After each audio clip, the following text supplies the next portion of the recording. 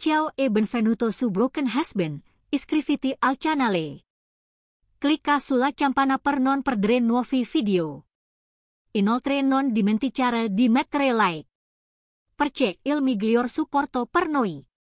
Non avrei mai pensato di essere qui a scrivere tutto questo su Reddit. Onestamente, non mi sarei mai aspettata che la mia vita andasse così tanto fuori dai binari da farmi versare il mio cuore a degli sconosciuti online. Ma credo che a volte le cose vadano così completamente imprevedibili. E pazzesco quanto velocemente tutto possa crollare. E quando succede ci si ritrova a dover fare i conti con la situazione cercando di darle un senso. Non avrei mai pensato che avrebbe fatto una cosa del genere. Non le, ma credo di non conoscerla così bene come pensavo. Ebbene sì, mi amogli e mi ha tradito. E so che sembra una storia che si sente mille volte qui. Ma credetemi quando ti succede. È come se il mondo si fermasse. La parte divertente che avrei dovuto prevederlo. Forse una parte di me aveva previsto. Eravamo diverse, fin dall'inizio. Lei più giovane di me di 9 anni. E dal momento in cui ci siamo incontrati c'era un'energia in lei vibrante, piena di vita. Aveva questo modo di illuminare una stanza, di far ridere tutti. E credo di essere stato travolto. Non ero affatto come lei. Sono un tipo standard, un ragazzo normale. Il tipo di persona che si fa il culo tutto il giorno. Torna a casa, si beve una birra e guarda la partita. Non sono appariscente o eccitante. Sono stato costante, affidabile. E forse questa è stata la mia rovina. All'inizio abbiamo lavorato. Nonostante la differenza di età. E il fatto che venissimo da mondi diversi stato bello. Lei era più giovane, piena di sogni e di ambizioni. Mentre io mi stavo già ambientando nella mia routine. Ma l'amavo. Dio. Se l'amavo. Credo di aver pensato che fosse sufficiente. Ma con il passare del tempo, lo vedevo. Il modo in cui mi guardava come se le mancasse qualcosa. Non è sempre stato così. All'inizio era affettuosa.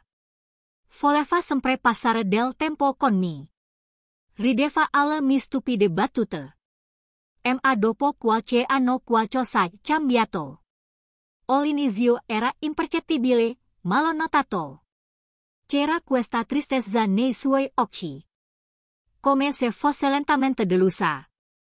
Come se non fosse all'altezza di qualsiasi fantasia avesse costruito nella sua testa.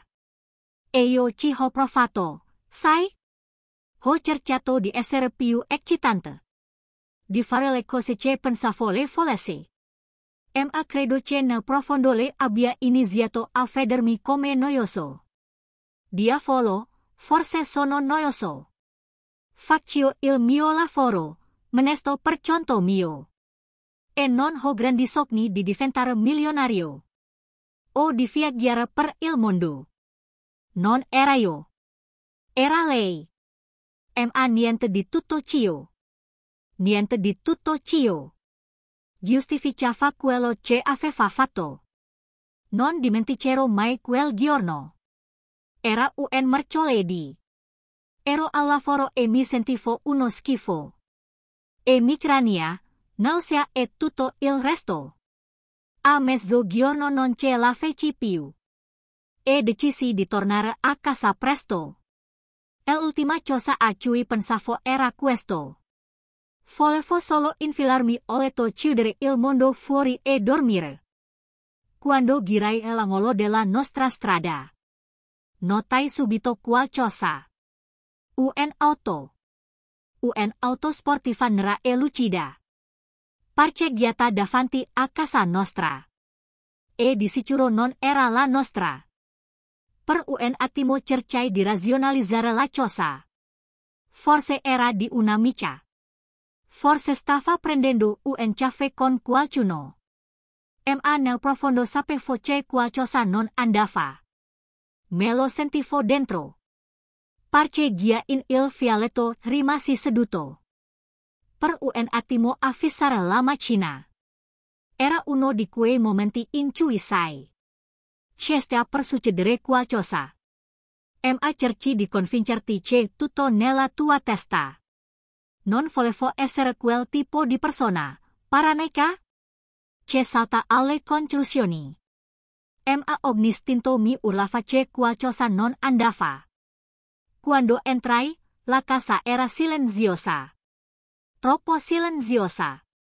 Di solito c'era la televisione accesa, la musica o qualcosa del genere. Ma quel giorno niente, solo silenzio. La chiamai per nome, ma non rispose. Poi l'ho sentito. Rumori deboli provenienti dal piano di sopra. Dalla nostra camera da letto. All'inizio pensai che stesse pulendo o spostando delle cose. Ma mentre salivo le scale. Mi resi conto che quelli non erano i rumori. Che si fanno mentre si pulisce. Il cuore mi batteva nel petto. E mi sembrava di non riuscire a respirare. Ho spinto la porta e li ho trovati. Un tizio acceso, nudo. Nel bel mezzo della scopata con mia moglie. Non riuscivo nemmeno a muovermi. Era come se l'aria fosse stata risucchiata dalla stanza. Il mio cervello non riusciva a elaborarlo. Era lì, sotto questo sconosciuto. E non sembrava nemmeno sorpresa di vedermi. Reagia a malapena. Era come se mi aspettasse. Come se non le importasse che io fossi lì. Testimone del suo tradimento.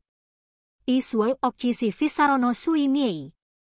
E non c'era alcun senso di colpa. Nessuna vergogna. Solo uno sguardo freddo ed istaccato. Che mi ha tagliato in Dio. Il ragazzo si è fatto prendere dal panico. Gliene atto. Si è librato di lei.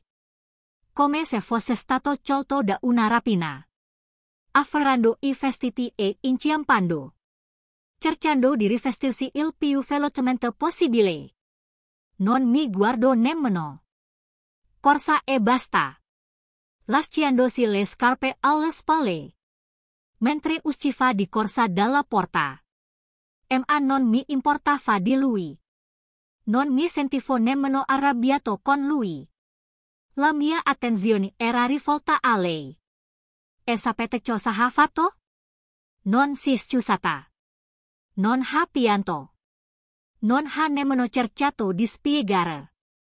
Si semplicemente seduta lì, tirando le lenzuola intorno a sé. E ha detto: sei troppo vecchio per me. Non posso più farlo. Troppo vecchio. E quello che ha detto. Come se fosse un mobile obsoleto. Che era stufa di guardare. Senti il mio stomaco crollare. E le mie gambe quasi cedere. Per lei lo solo questo. Vecchia. Noiosa. Yusei e getta. Le chiesi. Che diavolo sta succedendo? Ma lei si è limitata a scrollare le spalle. Come se non avesse importanza. Come se tutto il nostro matrimonio. Gli anni trascorsi insieme. Non significa essere nulla. Me ne vado. Disse. Calma. Condisi in voltura. Come se stessi annunciando. Che stava andando al negozio. A fare la spesa. Si alzò. Si infilò i vestiti. E iniziò a preparare la borsa. Come se fosse la cosa più natural del mondo. Rimasi lì. Ammutò lì. Come sarebbe a dire che te ne fai? Foglio dire che ho chiuso. Non funziona più per me, disse. Non c'era un briciolo di emozione nella sua voce. Ho cercato di fermarla. Le chiesi perché cosa avevo fatto di male. Se c'era qualcosa che potevamo sistemare. Ma lei mi ha guardato con lo stesso sguardo freddo. E mi ha detto: tu non sei abbastanza. Dopo il litigio. E dopo averla vista fare le valigie. E andarsene dalla mia vita. Rimasi in completo silenzio. La casa sembrava più vuota che mai. Non sapevo cosa fare di me stesso. Rimasi seduto per un po' a fissare la porta. Cercando di capire cosa fosse appena successo. Mi amogli, o forse, ex mogli, se ne era andata. E non si era voltata nemmeno una volta. Stavo ancora cercando di elaborare tutto. Quando all'improvviso senti i bussare alla porta. Non mi aspettavo nessuno. E per un attimo pensai che forse era tornata. Ma no, non era lei. Era sua madre. Ora non parlo di mia suocera. Se non la conoscessi bene. Penseresti che sia molto più giovane di quanto non sia. Sempre stata attraente. E per la sua età. Sia mantenuta in ottima forma. Alta, elegante, con quei lineamenti affilati. Celavano sembrare uscita da una rivista. I suoi lunghi capelli scuri avevano appena un accenno di grigio. E aveva un modo di porsi sicuro. Che faceva girare la testa. Anche se non ci stava provando. E oltre all'aspetto. E intelligente. Probabilmente una delle donne più intelligenti che abbia mai conosciuto. Ho sempre ammirato questo aspetto di lei. Ha circa 10 anni in più di me. Ma onestamente non si noterebbe nemmeno il divario di età. Da come parla, da quanto è acuta e spiritosa. Quasi ci si dimentica che di un'altra generazione. Suo marito, mio suocero, è morto qualche anno fa. In un incidente stradale. La colpita duramente. Ma lei forte la ha affrontato con una grazia tranquilla. Che mette in soggezione. Quando aprì la porta, mi rivolse uno sguardo preoccupato. Ho sentito, disse. A quanto pare mi amogli la aveva chiamata. Ma non le aveva raccontato tutta la storia. Solo che ci stavamo lasciando. Non mi ha voluto dire perché ha aggiunto, entrando. Non era sicura di come iniziare. Ma avevo bisogno di dirlo a qualcuno. E lei era lì in piedi? Che mi guardava con gli stessi occhi di sua figlia. Solo che i suoi erano più gentili. Più caldi. Così le raccontai tutto. Ogni singolo dettaglio. Di come ero tornata a casa presto. Di come l'avevo trovata con quel ragazzo. Di come a lei non importasse quasi nulla. Non ho tralasciato nulla. Quando finì, lei rimase in silenzio per un momento. Assorbendo tutto. Poi, senza dire una parola, si fece avanti e mi abbracciò. Non era uno di quegli abbracci veloci ed educati. Era il tipo di abbraccio in cui senti davvero il conforto. Come se stesse cercando di astrarre tutto il dolore da me. Quando si tirò indietro, mi guardò dritto negli occhi e disse: mi dispiace tanto. Mi dispiace di aver cresciuto un mostro. Questo mi colpì molto. Non mi aspettavo che si scusasse per le azioni della figlia. Ma sentire quelle parole da lei mi fece sentire meno sola. Sospirò, scosse la testa e disse: non rimuginiamo ci sopra. Dai, beviamo qualcosa. Ho una bella bottiglia di vino in macchina. Potrebbe servire ai entrambi. Non ho discusso, voglio dire. Cos altro avrei dovuto far. Rimanere in una casa vuota. Con una spirale di pensieri che mi attanagliava. Cosi le uscì in macchina. Prese la bottiglia e tornò dentro. La stappamo e prima che me ne accorgessi. Eravamo sedute sul divano a bre e a parlare della vita. Delle relazioni, di tutto. Era sorprendentemente facile parlare con lei. Ridevamo di cose stupide, ricordavamo i tempi migliori. E, per la prima volta da quando tutto era esploso, mi sentivo bene. Non stavamo parlando di sua figlia o del casino. Che era diventato il mio matrimonio. Eravamo solo due persone che condividevano un momento. Cercando di dimenticare per un po' quanto le cose fossero di merda. Le ore passarono più velocemente di quanto mi rendessi conto.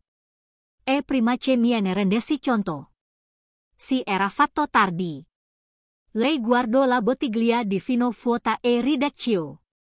Beh, credo di non poter guidare fino a casa, disridendo. Chiamerò un taxi, prese il telefono e ordinò un passaggio. Rimasi vicino alla porta con lei mentre aspettavamo. E quando finalmente il suo mezzo si fermò, si girò per salutarmi. Mi abbracciò di nuovo, ma questa volta fu diverso.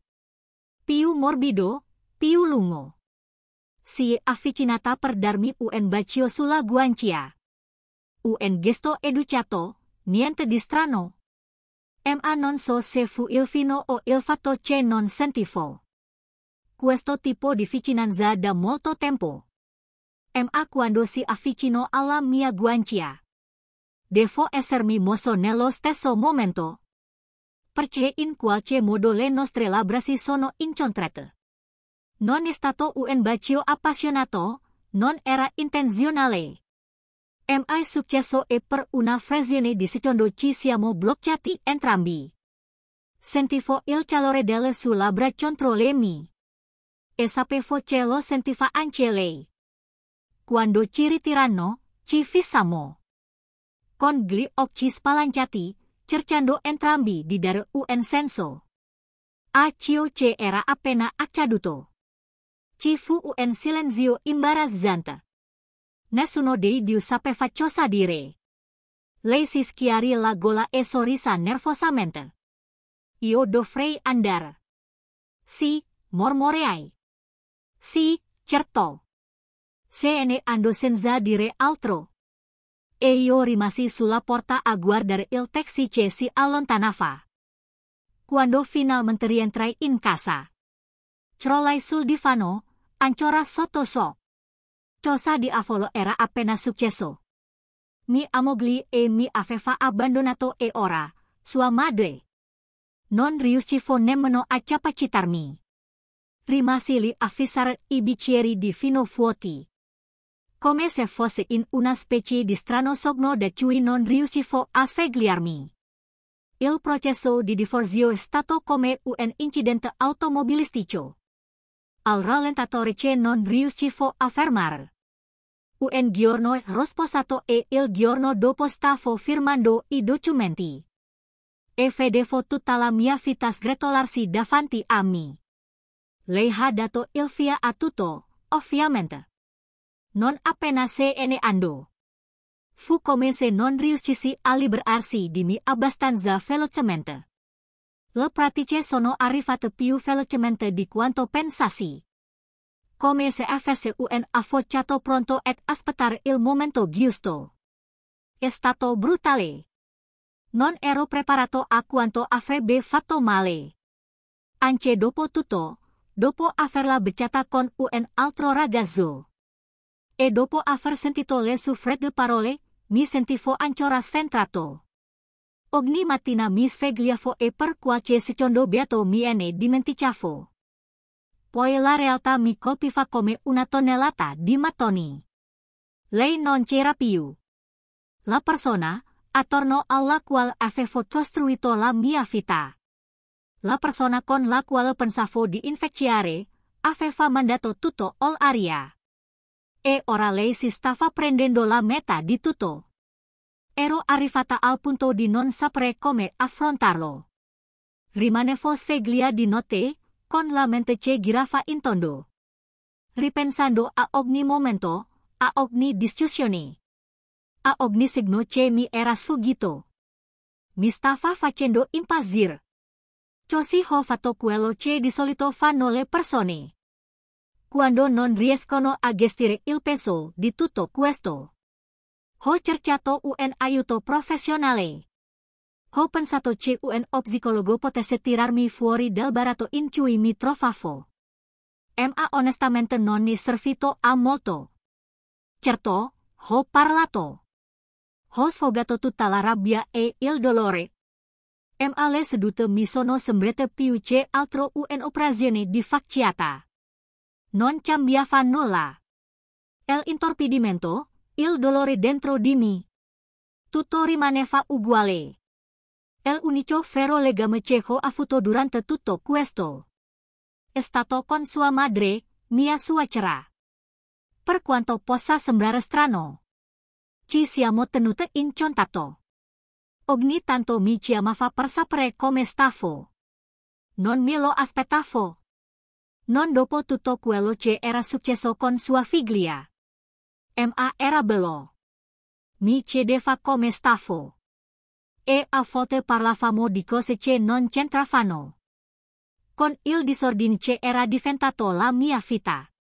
Era rinfrescante parlare con qualcuno che non aveva aspettative su di me. Qualcuno che non mi giudicava perché stavo cadendo a pezzi. Un giorno mi chiamò all'improvviso. Ero sdraiato sul divano e fissavo il soffitto. Cercando di scrollarmi di dosso la nube che si era posata su di me. Quando il mio telefono ha suonato. Ho dato un'occhiata allo schermo e ho visto il suo nome. Ehi, risposi, cercando di sembrare normale, anche se non lo ero. Abbiamo fatto due chiacchiere per qualche minuto. Niente di troppo approfondito. Poi mi ha chiesto, sei in casa adesso? Sì, sono qui, disse, un po' confuso. Bene, sarò da voi tra mezz'ora. Riata a Chopri MAC avessi la possibilità di dire altro. Mi alzai a sedere. Scedendomi cosa avessi in mente. Ma pensai che volesse solo controllare, magari parlare di persona. Ma quando suonò il campanello. Non ero preparato a ciò che vidi quando aprì la porta. Era lì in piedi e indossava uno splendido abito da sera rosso intenso. Abbracciava il suo corpo in tutti i modi giusti. Facendo la sembrare ancora più bella del solito. I capelli sciolti le incorniciavano il viso. E aveva un sorriso che mi faceva rivoltare lo stomaco. In una mano teneva due bottiglie di vino. E nell'altra una scatola di cioccolatini. Rimasi lì per un attimo, senza parole. Mi inviti a entrare? Chiese con un sorriso scherzoso. Sì, certo. Balbettai facendomi da parte. Entrò come se fosse la padrona del posto. Con i tacchi che tintinavano dolcemente sul pavimento. E posò il vino e i cioccolatini sul bancone della cucina. Ho pensato che ti avrebbe fatto bene un po' di compagnia, disse. Guardandosi intorno come se stesse assimilando tutto. È passato un po' di tempo dall'ultima volta. Che abbiamo fatto una bella chiacchierata. Ero ancora sotto shock.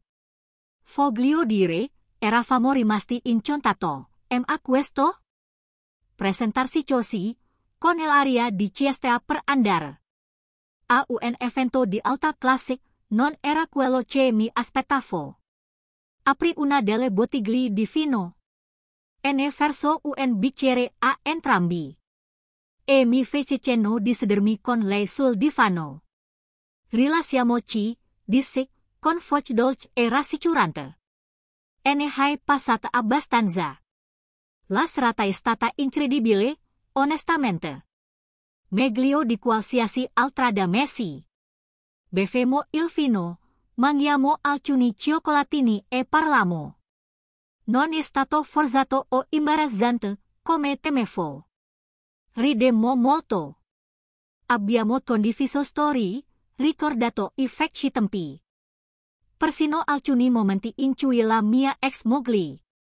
Non era un disastro totale. Per la prima volta, in quella che sembrava un'eternità. Mi sentivo davvero bene. Non intorpidito. Non appesantito da tutto. Semplicemente, bene.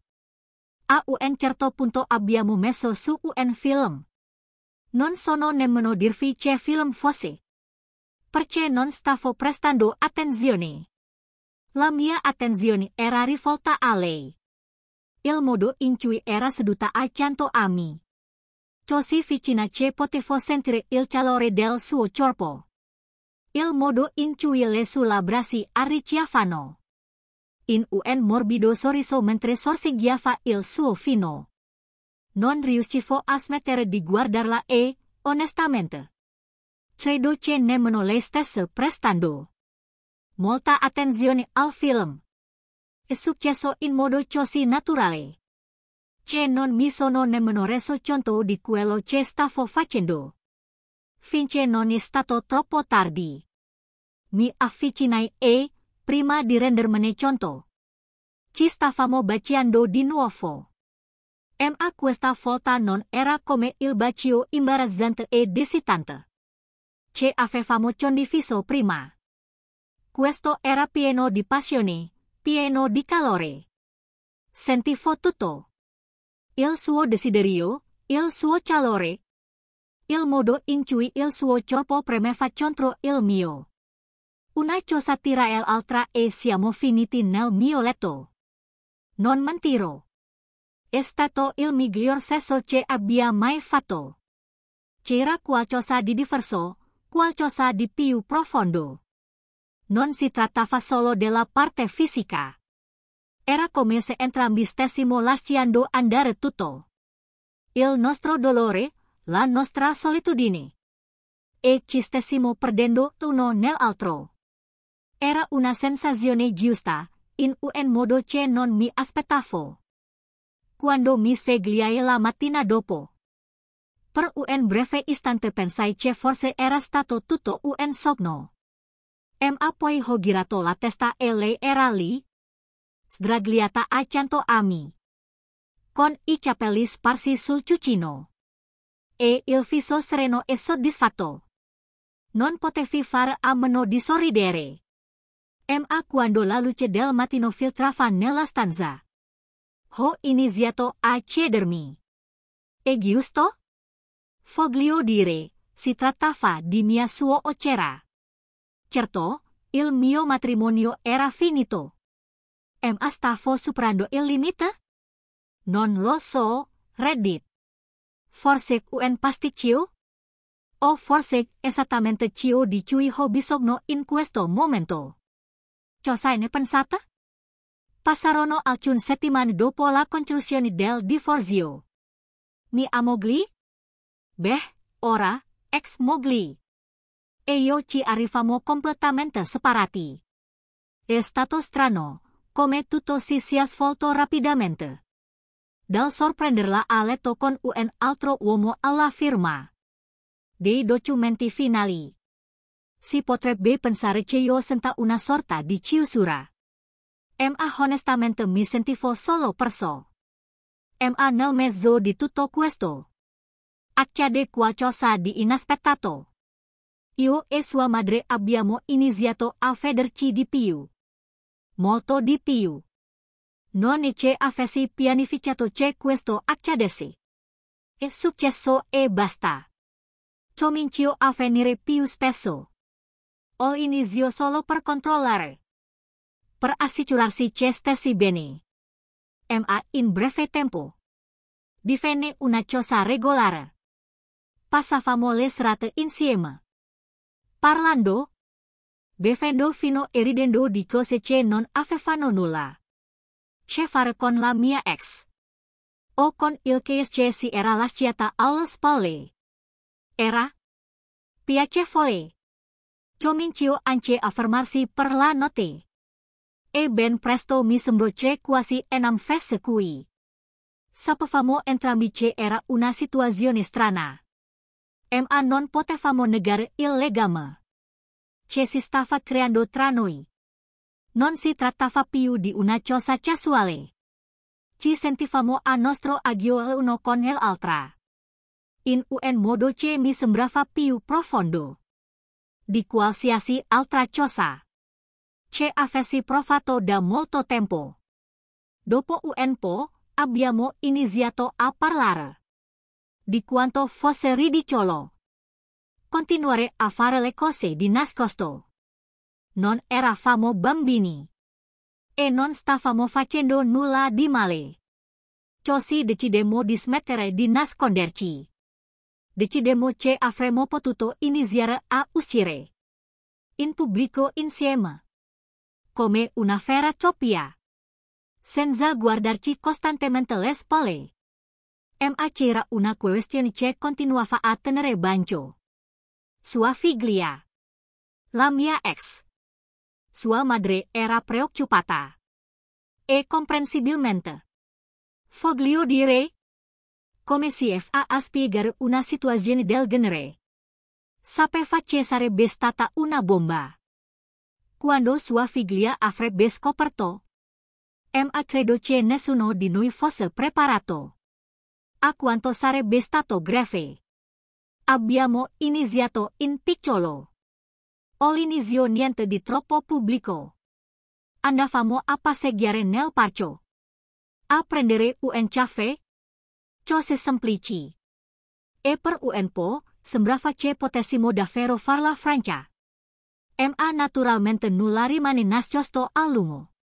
Un pomeriggio stavamo passeggiando nel parco, godendoci una giornata di sole, quando il suo telefono squillò. Notai subito il cambiamento in lei. Lanciò un'occhiata allo schermo e potevi vedere la tensione crescere. Era sua figlia, la mia ex moglie. Rispose e, fin dalla prima parola, riuscì a sentire il veleno nella voce della figlia. Anche se non ero abbastanza vicino per sentire le parole esatte. Il volto della madre si rigidì e capì che la situazione stava per esplodere. A quanto pare, qualcuno ci aveva visto camminare insieme e aveva avuto la brillante idea di scattare una foto. L'hanno inviata direttamente al mio ex. Non so se per dispetto, per pettegolezzo o semplicemente per noia. Ma quella foto è stata tutto ciò che è servito per accendere l'amicizia. La mia ex era furiosa. Non era solo arrabbiata. Era furiosa. Non appena enam della foto. Chiamò sua madre. E dal modo in cui la conversazione si intensificò, capì che non c'era modo di calmarla. Non riuscì a sentire tutte le parole. Ma ne sentì abbastanza. Che diavolo stai facendo con lui? Urlò, con voce tagliente e accusatoria. Sua madre cercò di spiegare, di giustificare. Ma fu inutile. La mia ex non stava ascoltando. Era furiosa, chiamava sua madre con tutti i nomi del mondo, accusandola di tradimento, di aver agito alle sue spalle. La madre manteneva la voce calma, cercando di farla ragionare. Ma era come parlare a un muro di mattoni. La discussione si avvitava velocemente, con il mio ex che si scaldato sempre di più e sua madre che alla fine ha perso la calma. non ho mai visto sua madre così. Era sempre così composta. Ma questa volta è scattata. Non ti ho cresciuta per comportarti così. Mi ha risposto. Ma questo non ha fatto altro che peggiorare le cose. Alla fine della telefonata, entrambe stavano urlando l'una contro l'altra. Sua figlia le riattacciò il telefono. E la cosa finì lì. Da quel momento non si parlarono più. Tagliando completamente i punti. Pensavo che forse le cose si sarebbero calmate. Dopo che il polvron si fosse depositato. Ma mi sbagliavo. La mia ex non si fermò lì. Andò su internet e postò di tutto. Sua madre la aveva tradita, mettendosi con il suo ex marito. Ci dipinse come persone orribili, come se avessimo fatto qualcosa di imperdonabile. E naturalmente internet se lo è bevuto. Improvvisamente eravamo oggetto dei pettegolezzi di tutti. Persone che nemmeno ci conoscevano. Hanno iniziato a intervenire, definendoci disgustosi e dicendo cose come se avessimo superato qualche limite morale. E non era solo online. Anche i suoi amici, persone che conoscevo da anni, iniziarono a voltarmi le spalle. Se incontravo qualcuno al negozio, mi rivolgevano quello sguardo giudicante. Come se fosse una specie di paria. Non importava che il matrimonio fosse finito. O che fossimo entrambi adulti. E avessimo il diritto di vivere la nostra vita. La storia era già stata raccontata. E la gente era pronta a etichettarci come cattivi. Ci ha stancato, molto. All'inizio abbiamo cercato di ignorarlo. Dicendoci che non ci importava di quello che pensava la gente. Ma i continui giudizi, i sussurri, le occhiatacce. Era come essere colpiti da ogni parte. Persino i suoi amici, persone che conosceva da anni, iniziarono a prendere le distanze. Era come se fossimo radioattivi. Abbiamo iniziato a discutere se ne valesse la pena o meno. Ci tenevamo l'uno o l'altra. Ma il peso di tutte quelle critiche. La tensione che stava esercitando sulle nostre fight. Ci faceva mettere in discussione tutto. Non sapevamo se avremmo potuto continuare così. Costantemente sotto il microscopio. Sentendoci costantemente come se stessimo facendo qualcosa di sbagliato. Quando, in fondo, sapevamo entrambi che non era così. Eccomi qui, Reddit. Abbiamo qualcosa di concreto. Ma non sono sicuro che sia sufficiente per resistere a tutto ciò che ci sta arrivando. Qualcuno di voi si è trovato in una situazione del genere. Come si fa a sapere se vale la pena lottare per qualcosa. Passarono alcune settimane. E la situazione era a dir poco tesa. Stavamo ancora affrontando le conseguenze del giudizio pubblico. Le maldicenze alle nostre spalle. E la rottura total tra la mia ex e sua madre. Ma in qualche modo stavamo ancora tenendo duro. Anche se la pressione aumentava. Non ne parlavamo molto. Se questa relazione potesse sopravvivere a tutto. Ma credo che entrambi cercassimo di vivere giorno per giorno. Sperando che alla fine le cose si sarebbero calmate. Una sera, però, tutto cambiò. Non mi aspettavo che venisse da me quella sera. Mi stavo rilassando dopo una lunga giornata. Cercando di schiarirmi le idee. Quando sentì il campanello. Quando aprì la porta, lei era lì. La madre del mio ex. Ma c'era qualcosa di diverso. Non era la solita persona calma e raccolta. Sembrava spaventata, nervosa. Ho bisogno di parlarti, disse. con voce appena superiore a un susurro. Immediatamente capiche stava succedendo qualcosa di serio. Le feci cenno di entrare. E ci sedemmo in salotto. Si agitava, non guardava negli occhi. E potevo sentire la tensione nell'aria. Che succede, Jessie? Cercando di mantenere la voce ferma. Anche se il cuore cominciava a battere forte. Feci un respiro profondo. Mi guardo e disse: sono incinta. Per un attimo non ho nemmeno registrato le sue parole. Mi sembrò che il tempo si fosse fermato. Incinta? All'inizio non aveva senso. Ma poi, mentre le parole si sedimentavano, la realtà mi colpì come un treno merci. Era incinta di mio figlio. Rimanemmo in silenzio per un'eternità. Senza sapere cosa dire. La mia mente girava, cercando di elaborare il peso di tutto questo. Non si trattava più di un'avventura o di una relazione occasionale. Era una cosa vera. Era una cosa enorme. Non l'avevo previsto. Disse a bassa voce. Con la voce che le tremava leggermente. Ma sta succedendo. Potevo vedere la paura nei suoi occhi. Ed essere sincera, anch'io ero terrorizzata. Avevamo già affrontato tante cose. Il mio ex. Il giudizio di tutti quelli che ci circondavano. E ora questo. Sembrava che stessimo per entrare in una tempesta a cui non eravamo preparati. Ma per quanto fossi spaventata, c'era anche qualcosa altro. Qualcosa di più profondo.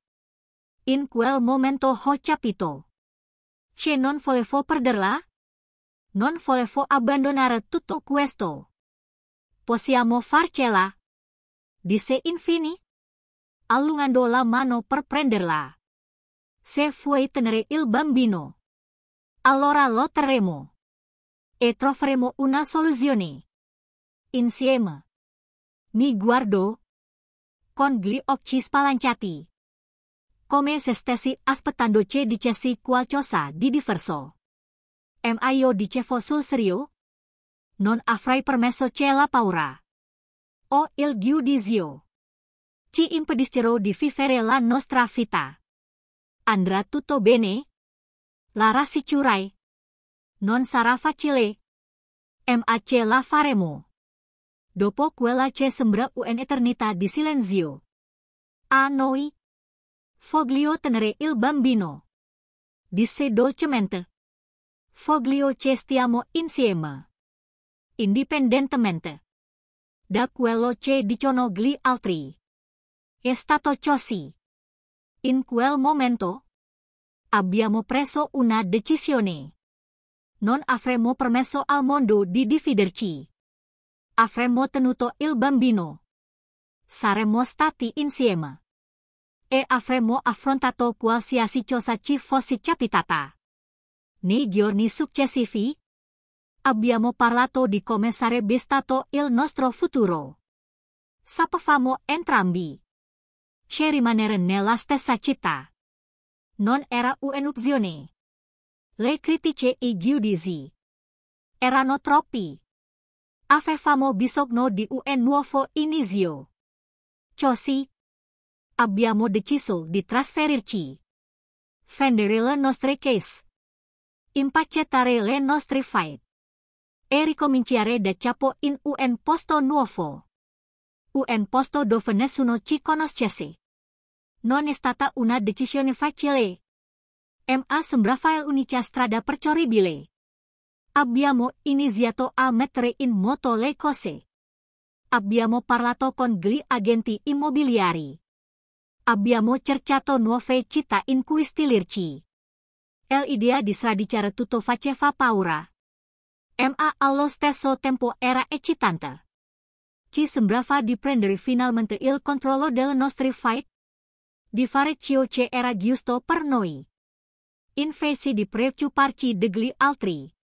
All'inizio non abbiamo detto a nessuno. Ne al mio ex. Ne a nessuno dei nostri cosiddetti amici. Era il nostro segreto. Con il passare delle settimane, i piani si sono consolidati. Vendemmo le nostre case, trovammo una nuova sistemazione. E iniziamo a preparare il trasloco. È strano, davvero. Qualche mese fa? Pensavo che la mia vita stesse andando a rotoli. Pensavo di aver perso tutto. Ma ora, nonostante l'incertezza, la paura, il chaos, mi sento speranzoso. Come se forse, solo forse, potessimo costruire qualcosa di meglio da tutto questo. Eccoci qui, Reddit. Stiamo per lasciarci tutto alle spalle e ricominciare da capo. Non so se sia la decisione giusta. Ma sembra l'unica che possiamo prendere. Avremo un bambino. Cercheremo di far funzionare le cose. A prescindere da quello che pensano gli altri. Sono terrorizzata, ma anche pronta. Sono pronta a lasciarmi alle spalle il passato. E a costruire una nuova vita. E voi cosa ne pensate? Fareste lo stesso? Aggiornamento è difficile da credere. È passato un anno intero. Da quando abbiamo preso la decisione di ricominciare. Ricordo quanto ero spaventata. Mi chiedevo se stessimo facendo la cosa giusta. Se lasciarci tutto alle spalle fosse la scelta giusta. Ma ora, guardandomi indietro, posso dire con certezza che lo è stata. Ora abbiamo un figlio. Un bambino bellissimo e sano. E tutto ciò di cui non sapevo di aver bisogno. E non riesco nemmeno a descrivere quanto mi renda felice. Diventare padre ha cambiato la mia vita. In modi che non avrei mai immaginato. Il buffo. Perché ricordo quanto litigasi con la mia ex. Sull'argomento figli. Era assolutamente contraria ed averli. A prescindere da tutto. Ho cercato di accettarlo. Di convincermi che mi sarebbe andata bene. Ma nel profondo ho sempre voluto essere padre. Ora, ogni volta che guardo mio figlio, mi rendo conto di quanto mi sarei perso. Se fossi rimasto in quella vecchia vita. Ha portato tanta gioia nelle nostre fight. Le notti insonni. Gli interminabili cambi di pannolino. Tutto questo non ha importanza. Quando lo vedo sorridere o sento la sua piccola risata. È difficile credere che solo un anno fa. Ero bloccata in una situazione infelice. Pensando che la mia vita stessi andando a rotoli.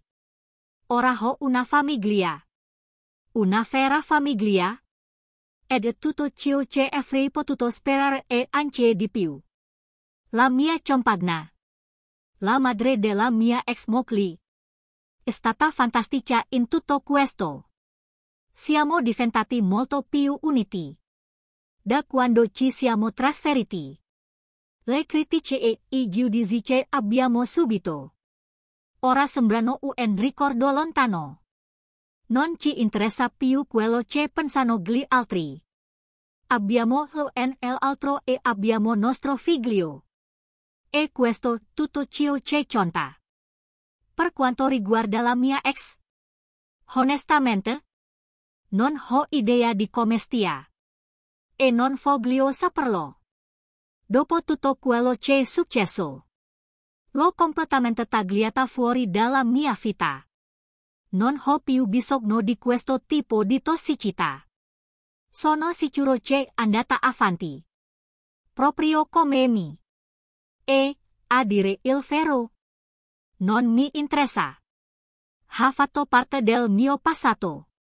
Ma non ha un posto nel mio futuro. Volevo pubblicare questo aggiornamento.